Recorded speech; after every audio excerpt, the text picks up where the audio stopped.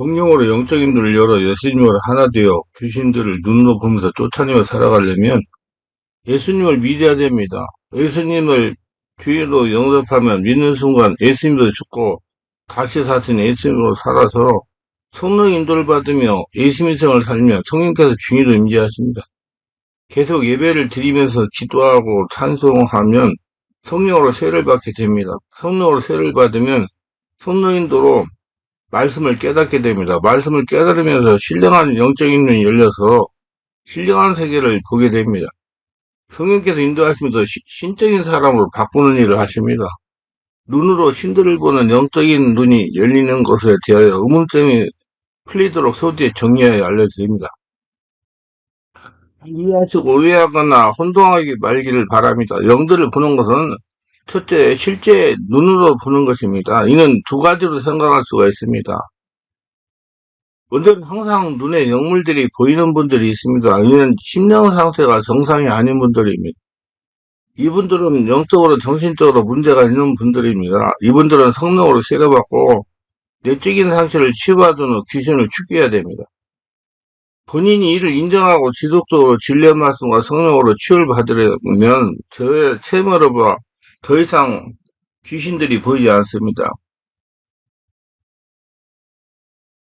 영적 정신적 육체적 기능이 정상이 되면 더 이상 영물들이 보이지 않는다는 말입니다. 다음은 귀신 축사 사역간에 제어할 때 보이는 경우입니다. 이건 상대방의 역사는 귀신을 쉽게 하여 자해하라고 성령이 보여주시는 겁니다. 상대방이 이런 귀신이 역사 안에 경각심을 가지라고 성령께서 알려주시는 것입니다. 그 귀신을 죽게 하라고 보인다는 말입니다. 자기를 잘 돌보라고 보여주시는 겁니다. 종합하면 특기 능력이 없는 분들에게 영물들이 보이는 것은 정상적이 되지 못한 것으로 취급받아야 됩니다. 둘째, 성령께서 깨닫게 하시는 말씀으로 영물들을 보는 겁니다. 성령으로 세례받고 성령께서 열어준 눈으로 성경을 보면 신적인 세계가 적나라하게 설명하고 있습니다. 삼일체 하나님과 살아난 마귀 귀신에 대해 상세하게 기록되어 있습니다. 말씀에 비추어 영들을 보는 것입니다. 말씀은 영적인 세계에 대해 설명한 책입니다. 최초로 영물들은 성령으로 보는 것입니다. 주기사회가 하든지 내청소를 하든지 상담을 하든지 세상에서 생활을 할 때 성령께서 그때그때 알려주셔서 대처도록 하시는 겁니다. 이는 성령께서 성도를 부활하는 은혜의 활동입니다. 넷째로 영물들은 믿음으로 보는 것입니다. 위에 설명한 모든 방법을 통하여 사역이나 생활하면서 마귀 귀신들을 믿음의 눈으로 보고 대처하는 것은 많은 분들이 이렇게 믿음의 눈으로 영들을 보고 조치하고 있습니다. 우리가 알아야 할 것은 마귀 귀신들이 보이면 반드시 조치를 해야 된다는 것입니다. 귀신을 보면서 쫓아내기 위하여 우리 눈으로 신들을 보고 대처할 수 있는 권능을 길러야 됩니다. 눈으로 신들을 보면서 쫓아내려면 이렇게 해야 됩니다. 첫째로 예수님을 주인으로 영접해야 됩니다. 영적인 눈을 열어 신의 세계를 보고 하나 되어 신답게 살아가려면 기본이 먼저 예수님을 주인으로 영접해야 됩니다. 예수님을 주인으로 영접할 때 죄인이던 아담은 예수님과 함께 십자가를 졌고 다시 사신 예수님으로 태어나 성령 인도를 받는 권능과 능력이 있는 하나님의 자녀로 살아가게 되기 때문이다. 성경은 영접하는 자, 그 이름을 믿는 자들에게는 하나님의 자녀가 되는 권세를 주셨으니 혈통의 육종으로 사람의 또 나지 아니하고 오직 하나님께로부터 난 자들이나 요한복음 1장 12, 13절. 예수 그리스도 안에만 구원이 있기 때문이다. 인류는 죄로 인해 하나님과의 관계가 단절되었습니다. 예수 그리스도는 우리 죄를 대신하여 십자가에서 죽었으므로 하나님과 관계를 회복할 수 있는 길을 열어주셨습니다. 그를 믿음으로 죄가 사해지고 구원받는 사실은 우리에게 절실히 필요합니다. 죄가 단번에 사해져서 하나님과 화해가 이루어지기 때문이다. 예수 그리스도는 우리의 중보자가 되십니다. 예수님은 죄를 단번에 해결하시 하나님과 우리 사이에 다리를 놓아주셨습니다. 믿음을 통해 우리는 하나님과 화해를 경험하고 그분의 은혜를 누리게 됩니다. 하나님의 사랑이 확정이기 때문이다. 하나님은 우리를 사랑하셔서 동생자 예수를 이 땅에 보내셨습니다. 예수님의 희생은 하나님의 사랑의 극치로 그 사랑을 믿음으로 받아들이는 것이 진정한 관계의 시작입니다. 하나님과 교통하는 새로운 피조물로 회복시키기 때문입니다. 예수를 믿음으로 우리는 새로운 피조물이 되었습니다. 이전에 죄악된 삶에서 벗어나 새로운 정체성을 갖게 되는 것은 믿음의 큰 축복입니다. 이는 우리 삶의 방위와 목적을 변화시킵니다. 성령이 영원토록 거두어 주시기 때문입니다. 주 예수를 믿으면 성령이 우리 안에 거하십니다. 성령은 우리의 삶을 인도하고 힘을 주며 진리를 깨닫게 하십니다. 하나님은 신의 세계를 보게 하시고 대체하며 신답게 살게 하십니다. 믿음은 성령 수만의 역사 속에 이루어집니다. 영원한 생명을 주시기 때문입니다. 예수 그리스도를 믿는 자는 영원한 생명을 주십니다. 세상의 것들은 결국 사라지지만 예수 그리스도 안에서 영원한 생명은 우리의 궁극적인 소망입니다. 영인을 위해서 성령으로 진리를 깨달으며 영원한 진리 안에서 살아가기 때문입니다. 예수는 나는 길이요 진리요 생명이라고 말씀하셨습니다. 그를 믿는 것은 진리 안에서 살아가는 것이며 세상의 거짓에서도 자유로워지는 길입니다. 고난 속에서도 영혼의 동반자가 있기 때문입니다. 예수를 믿는 자의 삶은 고난이 동반될 수 있지만은 성님 우리 고난을 함께 지고 가십니다. 고난 속에서 우리는 그의 이루와 경험을 하게 됩니다. 예수님을 믿으면 성님께서 인도하시면서 신적인 사랑으로 바꾸는 일을 하십니다. 두 번째, 성령으로 세례를 받아야 됩니다. 성령 세례는 성령 역사를 몸과 마음으로 느끼고 체험하는 실질적인 역사입니다. 저는 성령 세례는 자신 안에 주인을 오신 성령께서 폭발하여 자신의 전인격이 느끼고 체험하게 하시는 사건이라는 겁니다. 많은 사람들이 단지 예수님을 주인으로 영접하는 신앙을 고백한다는 사실 하나만으로 이미 성령을 받은 것으로 자신있게 주장합니다. 그러나 이러한 주장에는 성경적인 근거가 전혀 없습니다. 진실한 믿음도 없어도 얼마든지 신앙으로 고백할 수 있습니다. 마음은 진실은 오직 하나님께만 정확하게 판단하실 수 있습니다. 성령 세례를 받아야 거룩한 구원을 받을 수가 있습니다. 세례요한 일찍이 예수님을 가리켜서 성령과 불로 세례를 주시는 분이라고 증거를 한 바 있습니다. 물세례를 준다는 것은 물로 씻는다는 뜻입니다. 모든 부정하고 더러운 것에서 깨끗하게 씻어준다는 의미입니다.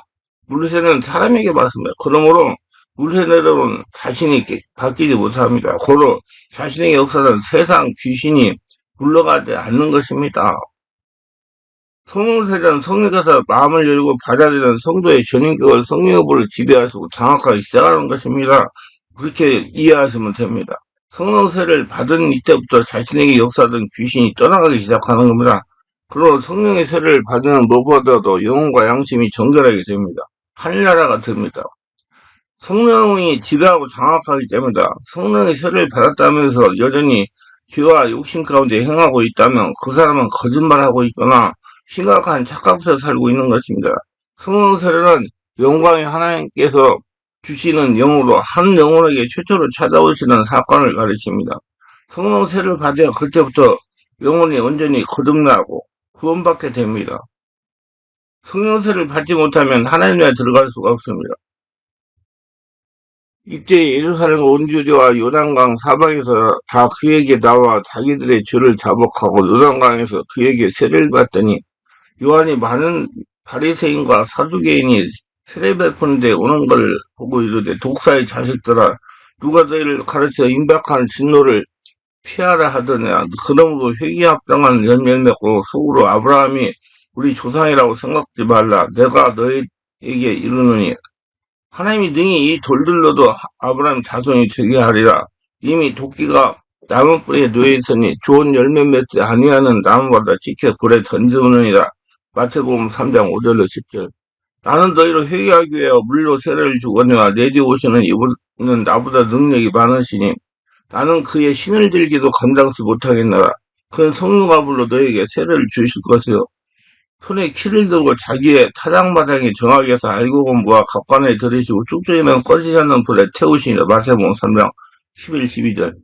세례요한이 성령의 세례를 증거할 때 상황을 유심히 살펴보기 바랍니다. 세례요한은 회개를 이루기 위하여 물로 세례를 주지만 예수님께서는 성령과 불로 세례를 주신다고 증거하였습니다. 세례요한은 세례 목적을 분명히 제시한 것입니다.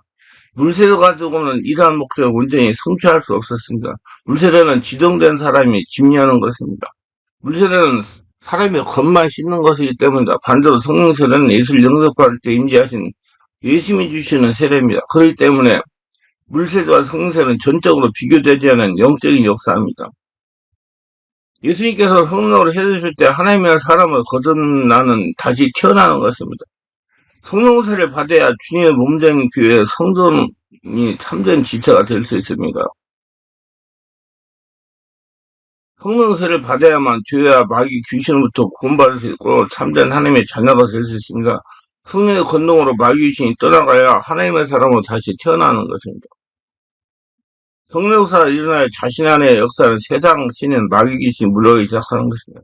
하나님께 영이심이 초자연적으로 역사이기 때문입니다. 성령 세례를 받음으로 영이신 하나님을 깨닫게 알아가기 때문입니다. 그렇다면 과연 누가 예수 그리스도를 몸된 교회 성전에 참된 일을 할 수 있겠습니까? 성령으로 세례받은 사람만이 교회의 참된 지체가 될 수 있습니다. 우리가 유대인이나 헬레인이나 종이나 자유나 다 한 성령으로 세례를 받아 한 몸이 되었고 또 다시 한 성령을 마시게 하였느라. 고린도서 2장 13절. 교회란 어떤 것입니까? 교회는 그리 몸이요 그리의 몸된 교회의 머리가 되십니다. 그리고 이 교회는 성도 한 사람 한 사람을 말하며 살아계신 하나님의 성전이며 그리의 몸이며 교회의 지체들입니다. 그럼 성도 한 사람 한 사람은 머리 대신 그리의 뜻을 일거이 순종한 사람들이야 되며, 다시 말하면 성도 한 사람 한 사람은 그의 성품과 긴밀하게 일치화되는 사람이 되어야 된다는 뜻입니다. 성도는 그의 성품 속으로 일치화되어 들어오는 사람입니다. 이것을 가능할 수 있게 해주는 것이 무엇입니까? 그것이 바로 영이신 예수님이 행하시는 성령 세례입니다. 성령 세례를 받을 때 진정으로 하나님의 뜻을 즐거워할 수 있게 되고 하나님의 뜻을 실제로 온전히 이루는 삶을 살 수 있게 됩니다. 성령 세례를 받을 때 하나님의 아버지의 본질 속으로 들어오게 되는 것입니다. 한 성령을 받은 성도들이 모인 교회야말로 참된 교회를 할 수 있습니다. 성령 세례는 신약의 성도에게 약속해 주신 하나님의 극사랑 큰 놀라운 선물입니다. 예수께서 대답하여 이 물을 먹는 자마다 다시 목마르거니와 내가 주는 물을 먹는 자는 영원히 목마르게 하리니 나의 주는 물은 그 속에서 영생을 쏟아나는 샘물이 되리라. 명절 끝날 그 큰 날에 예수께서 서서 외쳐 가라사대 누구든지 목마르거든 내게로 와서 마셔라. 나를 믿는 자는 성경에 이른 것과 같이 그 배에서 생수강이 흘러나라 하시니 이는 그를 믿는 자의 받을 성령을 가지고 말씀하신 것이라. 요한복음 7장 30절 39절. 성령 세례를 받아야 내면에서 성화 거룩함이 일어나고 성령의 내주가 시작되고 인팀이 이루어집니다. 즉 지금까지 자신을 주장하던 세상 신인 마귀 귀신이 떠나가기 시작하는 것입니다. 성령 세례를 받을 때 귀신이 떠나가기 시작하는 것이나 성령 세례를 받음이 없이 그들과 연합할 수 없으며 성령의 보정을 얻을 수도 없습니다. 예수님 인격으로 변화할 수 없는 것입니다. 마음의 상처나 질병이나 정신적인 문제가 성령세를 받은 것과 동시에 치유되기 시작하는 것입니다. 성령 역사는 마음의 상처나 질병이나 정신적인 문제보다 한차원 강한 역사이기 때문입니다. 성령세를 이같이 깨달을 수가 있습니다. 성령세는 요한복음 4장 14절에서 예수께서 말씀하신 내가 주는 물을 마시는 자는 영원토록 목마르지 아니하리니 내가 쓰는 물은 그 속에서 영생에서 쏟아나는 샘물이 되다가 실제적으로 체험적으로 이루어지는 체험입니다. 성령 세례로 전인격의 성령의 지배로 예수님의 살아계심을 체험하는 것입니다. 자신 안에 주인으로 살아계심을 체험하는 것입니다. 성령께서 영적 전세의 주인으로 역사하심으로 하나님 나라가 이루어지기 시작하는가. 신학시의 최대의 선물을 되시는 성령께서는 구약시대와 같이 특별한 사람에게만 약속되어진 것이 아닙니다. 오히려 신학의 모든 보편적인 성도를 위하여 약속된 하나님의 가장 크고 놀라운 선물이십니다. 예수님께서 신약의 모든 성도에게 이 귀하신 하나님의 선물을 받게 하시려고 십자가에서 피 흘려 죽으신 것입니다. 이 선물이 최초로 임한할 때가 언제입니까? 예수 믿고 예배하며 기도하다가 성령의 세례가 부어지는 때입니다. 성령의 세례를 받으면 그들은 성령께로 성도의 내면의 주인으로 가습니다. 이때부터 성령의 권능으로 귀신이 떠나기 시작합니다. 이것이 놀라운 은혜가 아닐 수 없습니다. 천지를 창조하신 하나님께서 피조물이 인간 안에 친히 거처를 정하십니다. 성령께서 성도의 영혼 안에 친히 영원하신 생명과 거룩의 원리로서 그 영혼을 인격적으로 장악하십니다. 우주보다 크신 하나님께서 우주 안에 티끌보다 더 작은 한 인간의 영혼 안에 거룩한 불을 태우시면서 친히 영원한 것을 삼으시다니요. 이건 구약시대에는 감히 상상하거나 생각해보지도 못했던 놀라운 하나님의 은혜입니다. 성령 세례를 받으면 성령께서 책자의 내면을 자정하시고 그 시간 이후로 거처를 영원히 떠나지 않으십니다. 그는 그 안에 계신 성령으로 말미암아 하나님의 도우심과 보호하심으로 끝까지 믿음과 주님을 향한 정절을 지키게 됩니다. 구약 신학 시대는 성령을 아주 풍성하게 부으시는 은혜의 때입니다. 성령 세례란 그저 손으로 물을 조금 묻혀서 부어주는 정도가 아니라 큰 은혜의 하소가 들어옴 같이 자신 안에 성령이 부어지는 것을 의미합니다. 예수님은 요한복음 7장 30, 39절에서 명절 끝날 그 그날에 예수께서 서서 외쳐 이르시되 누구든지 목마르거든 내게 와서 마셔라. 날 믿는 자는 성경의 이름과 같이 그 배에서 생수강이 흘러나오리라 하시니 이는 그를 믿는 자들이 받을 성령을 가리켜 말씀하신 것이라. 예수님이 이렇게 말씀하셨습니다. 그러므로 너희는 가서 모든 민족과 제자로 삼아 아버지 아들과 성령의 이름으로 세례를 베풀고 내가 너희에게 분부한 모든 것을 가르쳐 지키게 하라. 그럴때다 내가 세상 끝날까지 너희와 항상 함께 있으리라 하시니라. 마태복음 28장 19, 20절. 예수님은 다시 당부하셨습니다. 사도함께 모으사 그들에게 분부하여 이르시되 예루살렘은 떠나지 말고 내게 들은 바 아버지께 약속하신 것을 기다려야. 요한은 물로 세례를 베풀었으나 너희는 몇 날이 못되어 성령으로 세례를 받으려 하셨느니라. 사도행전 1장 4, 5절. 이 말씀을 듣고 순종한 성도들이 성령세를 받습니다. 후련히 하늘도 급하고 강한 바람 같은 소리가 있어 그들이 앉은 온 집에 가득하며 마치 불의처럼 갈라지는 것들이 그들에게 보여 각 사람이 하나씩 임하여 있더니 그러자 성령이 충만한다고 성령의 말하겠음을 따라 다른 언어들로 말하기를 시작하니라. 사도행전 2장 2절로 4절. 예루살렘은 떠나지 말고 일심으로 순종하며 기도하는 사람들에게 예수께서 약속하신 대로 성령 세례가 임합니다. 순종하는 사람만 성령 세례를 받습니다. 우리가 성령 세례를 사모할 때 이와 같이 통솔하도 푸석하도 부어주시는 은혜를 구해야만 되기만 하지만 성령 세례로 만족하지 말고 예수부터 성령 불세례를 받아야 됩니다. 성령 충만을 받아야 됩니다. 성령의 세례는 택한 자가 거듭날 때 최초로 한 번 받는 것입니다. 그러나 성령 충만은 성령 세례를 이미 받은 성도가 그의 남은 일생 동안 계속적으로 사모하면서 영원한 천국 갈 때까지 받아야 할 은혜입니다. 사도행전 2장을 보면 예수님 부활 후 첫 오순절에 제자들이 최초로 성령 세례 받는 장면이 나옵니다. 그리고 그 이후에 수많은 반대와 핍박에도 불구하고 담대히 복음을 전하고 기도하다가 성령 충만을 받는 장면을 발견할 수 있습니다. 사도행전에 보면 제자들이 주로 기도와 찬송 중에 성령의 충만을 받는 모습을 발견할 수가 있습니다. 성령 세례를 받은 일이 없었는데도 불구하고 감히 성령 충만하다고 함부로 말하는 사람들 교회에서 종종 볼 수 있습니다. 이것을 보고 관념적인 신앙생활하는 것이라고 할 수 있습니다. 알기는 하는데 실제 체험이 없다는 겁니다. 단순히 기분이 좋다는 표현을 성령 충만한 식으로 농담으로 표현하는 사람도 있습니다. 성령님은 삼일체 제3위가 되시는 하나님이십니다.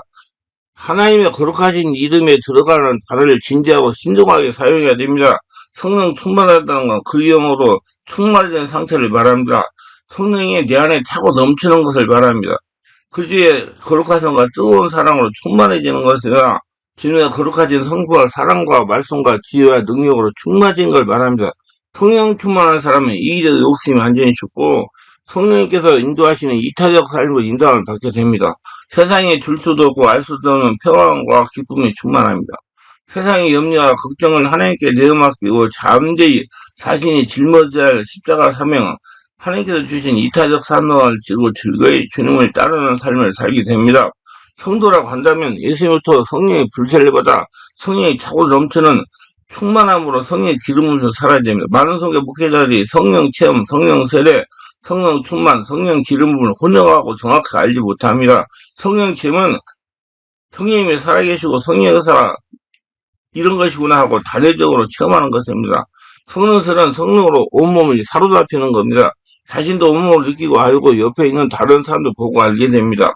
이때 귀신이 정체를 폭로하기도 합니다. 성령 충만은 성령으로 세례받고 성령으로 온몸으로 기쁜 기도할 때마다 성령께서 온몸을 충만하게 채우고 넘치게 사로잡는 것입니다. 성령 충만이란 한마디로 보이지 않지만 살아있는 하나님이 차고 넘치게 하는 역사입니다. 성령의 기름부가 성령 충만은 같은 것입니다. 이제 우리는 성령으로 세례받은 것으로 만족하지 말고 성령으로 충만하고 말씀을 성령으로 깨닫는 수준이 되어야 됩니다. 그래야 하나님을 눈으로 볼 수가 있습니다. 성령으로 율법과 복음을 구분할 줄 알아야 됩니다. 성경 말씀은 성령으로 기록하신 것입니다. 예언은 언제든지 사람이 또 낸 것이 아니요 오직 성령의 감동할 수 받은 사람들이 하나님께 받아 말한 것입니다. 베드로서 1장 21절. 분명히 다릅니다. 율법은 하나님께서 직접 기록한 것이요 사람이 눈으로 보고 알 수 있는 율법이요 진리의 말씀 그 복음은 성령의 감동하신 받은 사람들이 받아 기록한 것입니다. 성령의 감동을 받아 기록한 말씀은 육체적인 눈과 머리로는 깨달을 수가 없어요. 반드시 성령으로 깨달아야 됩니다. 성령에 대해 바로 알고 싶은 분은 성령의 불받는 법과 성령 불받을 때 느낌 체험을 책을 참고하시길 바랍니다. 감사합니다. 모두 승리하시기 바랍니다.